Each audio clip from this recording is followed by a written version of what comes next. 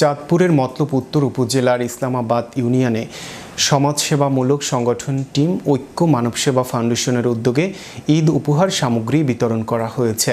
শনিবার সকালে পূর্ব ইসলামাবাদ মাদ্রাসা মাঠে আয়োজিত উপহার সামগ্রী বিতরণী অনুষ্ঠানে সংগঠনের সাধারণ সম্পাদক জনি প্রধানের উপস্থাপনায় সংগঠনের পক্ষ থেকে কয়েক শত পরিবারের মাঝে ঈদ সামগ্রী বিতরণ করা হয়। এই সময় উপস্থিত ছিলেন টিম ঐক্য মানবসেবা ফাউন্ডেশনের সদস্য লিমন দর্জি, ইমন মিয়া, নাজিমউদ্দিন শাকিল, ফিরোজ প্রধান, সাকিব প্রধান, মিরাজ মিয়াজি, এলিন মিয়া। আরও উপস্থিত ছিলেন মহিউদ্দিন ফকির, শহীদুল্লাহ ব্যাপারী, মিলন সরকার, কালাম পাটোয়ারি, ফয়েজ প্রধান প্রমুখ।